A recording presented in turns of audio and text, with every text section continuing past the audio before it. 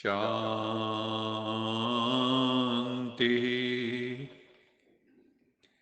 सत्यम शिवम सुंदरम सच्चिदानंद स्वरूप सत श्री अकाल मूरत परम पिता परमात्मा की परम प्रिय संतान, प्यारे भाइयों तथा बहनों, आज 14 मार्च 2022 की मुरली मंथन से पूर्व यश जी को आग्रह कर रहे हैं कि वो हमें प्रभु स्मृति का एक मीठा सा गीत सुनाएं। यश जी। ओम शांति। कर्म योग की करामात से इस जग को बदलाना है। अपने कर्मों के द्वारा हमें कर्म योग सिखलाना है। कर्म योग की करामात से इस जग को बदलाना है। ओम शांति। ओम शांति।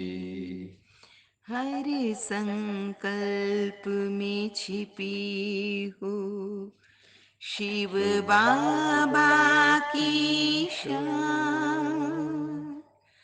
हर कर्म से पहले हो मन में शिव का ध्यान।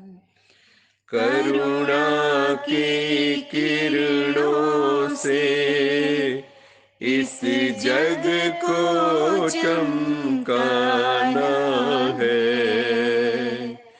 कर्म योग की करामात से इस जग को बदलाना है। अपने कर्मों के द्वारा हमें कर्म योग सिखलाना है।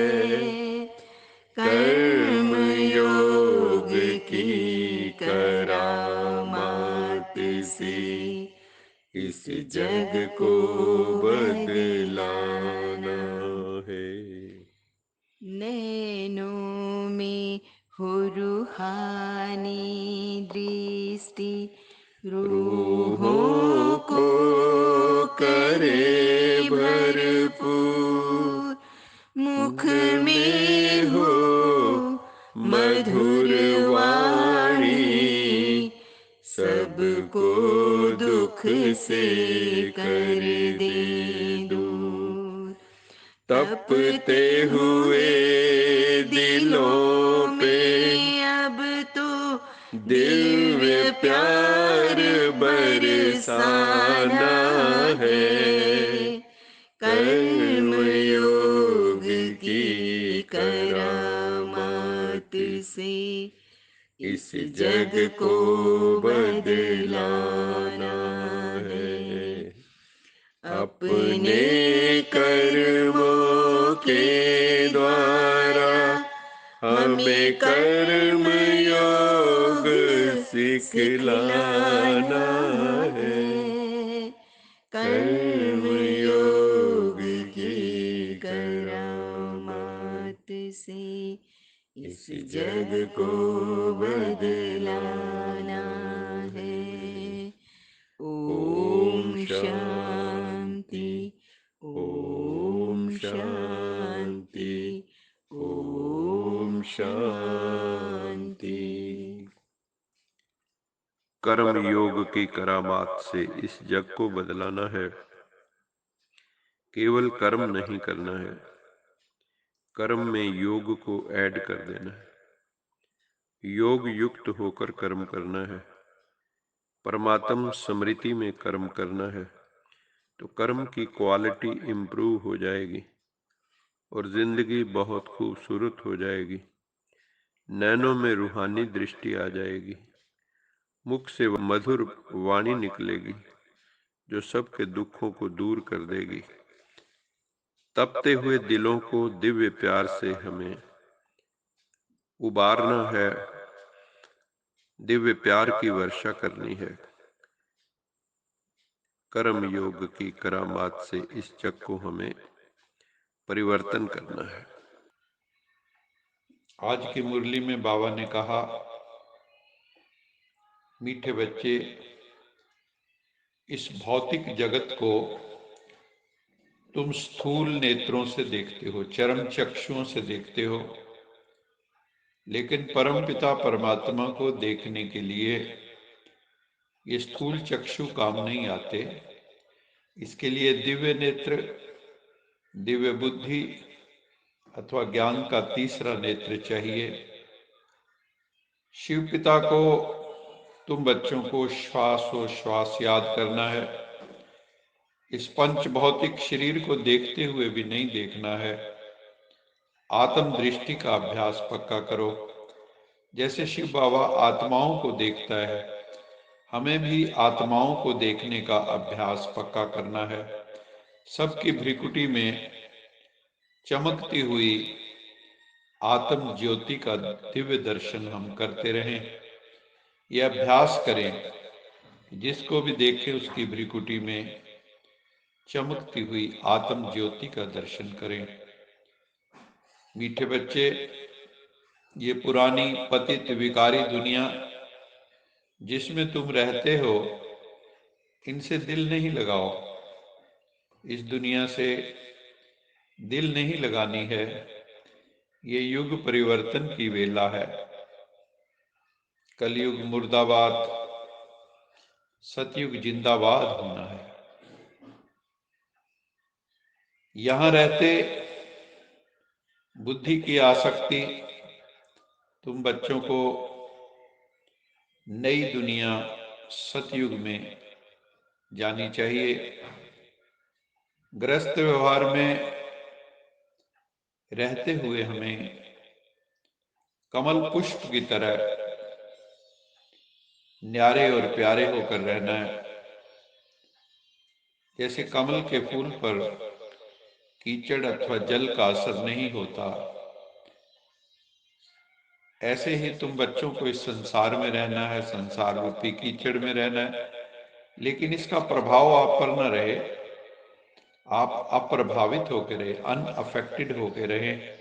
यही साधना है, यही तपस्या है। तो बाबा कहते हैं बुद्धि योग, उसके लिए एक परम पिता परमात्मा से लगाना है, तभी हम उससे मुक्त हो पाएंगे। नहीं तो हम इस संसार में फंसे रहेंगे। ज्ञान योग में पक्के बनना है हमें। किसी भी हालत में बाबा कहते हैं तुम्हारा खुशी का पारा कम ना हो, खुशी का पारा हमेशा चढ़ा रहे। धीरज रख के हमें कर्म बंधनों को काटते जाना है, ये हमें ध्यान रखना है। शिव बाबा द्वारा जन्म से ही हर बच्चे को दिव्य बुद्धि का वरदान प्राप्त होता है। जो इस दिव्य बुद्धि के वरदान को हम जितना कार्य में लगाते हैं, उतना सफलता मूर्त बनते हैं, क्योंकि हर कार्य में दिव्यता ही सफलता का आधार है। दिव्य बुद्धि को प्राप्त करने वाली आत्माएं अदिव्य को भी दिव्य बना लेती हैं।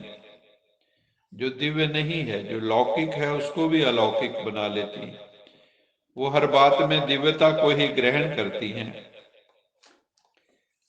अदिव्य कार्य का प्रभाव दिव्य बुद्धि वालों पर पड़ नहीं सकता। इसलिए बाबा कहते हैं कि जो जन्म होते ही दिव्य बुद्धि का हमें वरदान मिला है, उसको प्रयोग करो तो सफलता मूर्त बनते जाएंगे। इस समय तुम मनुष्य मत पर नहीं चलते हो, तुम ईश्वरीय मत पर चल रहे हो, शिव बाबा के मत पर चल रहे हो।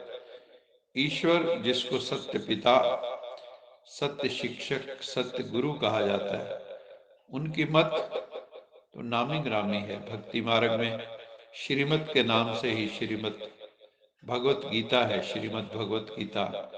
ऐसे ही श्रीमद भागवत भी है। भगवान ने ही श्रीमत दी है मनुष्य से देवता बनने की, अथवा दैवी दुनिया के मालिक बनने की। श्रीमत भगवान ही देता है। सतगुरु सत्य बोलने वाला एक ही है, बाकी सब हैं झूठ बोलने वाले। इतनी ऊंची मत और कोई दे न सके, क्योंकि मनुष्य मात्र सब पतित विकारी भ्रष्टाचारी हैं। तो बाबा कहते हैं, तुम बच्चे ही जानते हो कि हमको शिव बाबा मत दे रहे हैं। ऊंचे ते ऊंचे बाप की ऊंचे ते ऊंची मत है। यहां समझाया जाता है, तुम इस शरीर को भूल जाओ, इस शरीर से ऊपर उठो। तुम शरीर नहीं, तुम आत्मा हो। अपने को आत्मा समझो, ज्योतिर्मय समझो, और सत्यम शिवम सुंदरम परम पिता परमात्मा को याद करो। उनको देखो दिव्य चक्षु से। मनुष्य सब दुखी हैं, सब शांति चाहते हैं। उनको ये पता ही नहीं कि असल में शांति कहाँ मिलेगी। ये भी भूल गए हैं कि हम तो शांति धाम के रहने वाले हैं, शांति देश के रहने वाले हैं। वहां से हम आते हैं इस सृष्टि रूपी रंगमंच पर पाठ बजाने। हम आत्मा का स्वधर्म शांति है। इस दुनिया के सुख अल्पकालिक, अल्पकाल की सत्ता में भी लोगों को कितनी खुशी होती है। जो प्रजातंत्र है, कांटों की कुर्सी पर बैठे हैं नेता, किसी भी क्षण कुर्सी से नीचे उतार देते हैं। भारत स्वतंत्र हुआ था तो गांधी जी ने कहा था भारत में राम राज्य स्थापन करेंगे, परंतु ऐसा हो ना सका। राम राज्य की बजाय और ही रावण राज्य बन गया। पतित विकारी भ्रष्टाचारी बढ़ते जाते हैं, बेईमान होते जा रहे हैं। कितनी रिश्वत चलती है। हम कलयुग के अंत की ओर बढ़ रहे हैं। अंत के बाद सतयुग का आगाज होगा। जब किसी चीज की बहुत अति हो जाती तो फिर अंत होता है। वो सुबह जरूर आएगी जब नरक से भी गंदी दुनिया स्वर्ग बनाई जाएगी। वो सुबह जरूर आएगी, और वो सुबह हम ही से आएगी, हम सबके क्यूमुलेटिव पुरुषार्थ से आएगी। फिर बाबा ने कहा, बच्चे, यहाँ मायावी संस्कारों से युद्ध करने में बहुत मेहनत लगती है। मुख्य बात है पवित्रता की, विकारों पर विजय प्राप्त करने की, उसमें भी मुख्य काम विकार पर विजय प्राप्त करने की। दूसरे जो सत्संग लोग करते हैं वहां पर पवित्रता की, ब्रह्मचर्य की इतनी बात नहीं उठाते हैं। कुछ आत्माओं को घर से वैराग्य आता है तो सन्यास धारण कर लेते हैं। सन्यासी लोग भी ब्रह्मचर्य को बहुत महत्व देते हैं। शास्त्रों में लिखा है, ब्रह्मचर्य तपसा देवा मृत्युम उपागनत। ब्रह्मचर्य के तप से देवों ने मृत्यु को जीत लिया। तो भगवान भी वही कह रहे हैं कि बच्चे, इंद्रिय संयम करो, ब्रह्मचर्य का पालन करो, पवित्रता का पालन करो। दुनिया बहुत मुसीबतों में फंसी हुई है। तुम लक्की सोल्स हो जो इन मुसीबतों से ज्ञान योग की शिक्षा द्वारा बाहर निकल आए हो। तुम्हें बहुत ऊंची प्राप्ति हो रही है, रूहानी प्राप्ति। तुम तो शरीर छोड़ने का अभ्यास करते रहते हो कि पुराना शरीर खत्म होगा तो हम वापस शिव बाबा के पास परम धाम जाएंगे। दिल लगी हमारी प्रभु पिता के साथ, अब दिल लगी है, और नई दुनिया के साथ हमारी दिल लगी है। तो पुरानी दुनिया क्यों याद करें, ये तो अब पुराना कपड़ा है। इससे भी वैराग्य आ जाता है। सन्यासियों को वैराग्य आता है घर बार से। कई तो स्त्री को नागिन भी कहते हैं। अगर स्त्री नागिन है तो खुद क्या ठहरे। बाबा कहते हैं तुम्हारा तो सच्चा सच्चा वैराग्य है। गाया भी जाता है ज्ञान, भक्ति और वैराग्य। ज्ञान मिलता ही है पुरानी दुनिया से, पुराने संस्कारों से वैराग्य करने के लिए। ये दुनिया तो जैसे धीरे धीरे कब्रिस्तान बनती जा रही है, उसको परिस्तान बनाना है। कई बच्चे बाबा को पत्र लिखते हैं, ममत्व अगर नहीं रखें, बच्चों में मोह ममत्व नहीं रखें तो संभाल कैसे करें। बाबा कहते हैं बच्चे रहना तो यहाँ ही है घर पे, परंतु बुद्धि की आसक्ति बच्चों में नहीं रखनी है। प्रेम करो, मोह नहीं करो। बुद्धि की आसक्ति तो परमात्मा में और नई दुनिया में जानी चाहिए। सच्चा सच्चा लाओ, उसमें जाना चाहिए। इस पुरानी दुनिया से वैराग्य है, देह से भी वैराग्य, इस देह से भी वैराग्य। बहुत पूछते हैं बाबा, आप कहते हो दोनों तरफ तोड़ निभाना है, आध्यात्म भी और परमार्थ भी और व्यवहार भी। सो तो जरूर करना है। बाबा ने कहा अगर तोड़ नहीं निभाएंगे तो सन्यासियों की तरह तुम हो जाओगे। ग्रस्त व्यवहार में रहते कमल फूल समान पवित्र रहो। देही अभिमानी बनने का पुरुषार्थ करो, सोल कॉन्शियस बनने का पुरुषार्थ करो तो बुद्धि योग परमपिता परमात्मा शिव बाबा से लग जाएगा। ज्ञान और योग नहीं होगा तो कहीं ना कहीं लटक जाएंगे, बुद्धि भटक जाएगी। हर एक बच्चे का, हर एक आत्मा का कर्म बंधन अलग अलग है, कोई का हल्का कोई का भारी है। बाबा से हमें युक्ति लेकर धैर्यता से कर्म बंधनों को काटना है। इसमें बहुत गुप्त मेहनत लगती है। बुद्धि को यात्रा में ले जाने की मेहनत है, रूहानी यात्रा। घड़ी घड़ी बुद्धि योग टूट जाता है। अपरिपक्व बन जाए तो कर्मातीत अवस्था आ जाए। अभी तो अनेक प्रकार के विकल्पों के ही तूफान लगते हैं, उल्टे सुल्टे संकल्प विकल्प चलते हैं। एकदम नींद ही कई बार नहीं आती, विकल्पों को ही तूफान कहा जाता है। बाबा कहते और सत्संगों में ये बातें नहीं होती, क्योंकि वहां तो ज्यादातर कन रस है। यहाँ तो एजुकेशन है, पढ़ाई है, नोट्स बनाने हैं, उसके अनुसार हमें चलना है, प्रैक्टिकल करना है। केवल कन रस से काम नहीं चलेगा। यहाँ तो मन रस है, आत्म रस। यहाँ तो ये पढ़ाई है आमदनी के लिए। जब तक इसमें होशियार हो जाओ तब तक शरीर निर्वात कर्म करना है। फिर ईश्वरी सेवा में कोई लगना चाहता है तो लग सकता है। तुम बच्चों को सारी दुनिया जो गर्त में डूबी है उसको सैल्वेज करना है। तुम सैल्वेशन आर्मी हो, नर्क से निकाल के तुम सबको स्वर्ग में ले जाते हो। ये सैल्वेशन आर्मी, वो सैल्वेशन आर्मी ये नहीं जानते कि विश्व का बेड़ा डूबा हुआ है, सब रावण की जंजीरों में फंसे हुए। सारे विश्व को अब सैल्वेज करना है। ये बिना परमपिता परमात्मा की मदद के संभव नहीं है।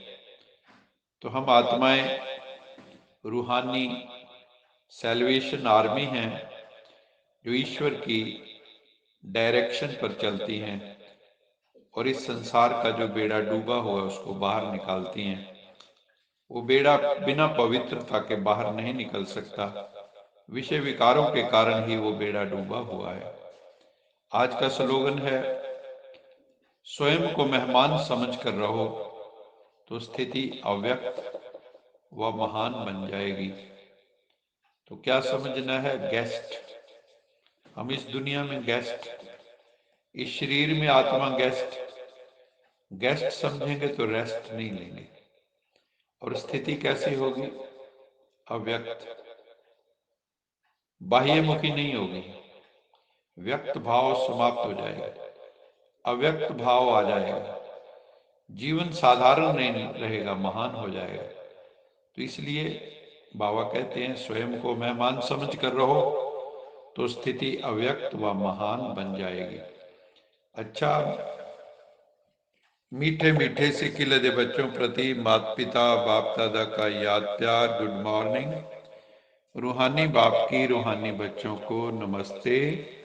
हम रूहानी बच्चों की रूहानी माता पिता बाप दादा को याद प्यार, गुड मॉर्निंग और नमस्ते। सदा रहो हंसते, कहीं नहीं फंसते, बन जाओ फरिश्ते, बांध लो अपने बसते, चलो प्रभु के रास्ते। वाहिगुरु जी का खालसा, वाहिगुरु जी की फतेह। बोल साचे दरबार की जय। जय। लोका समस्ता सुखिनो भवन्तु,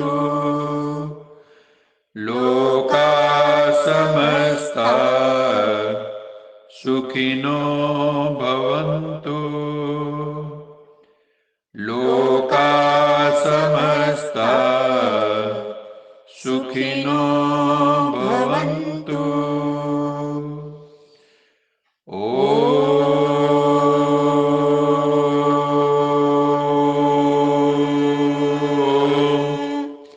शांति शांति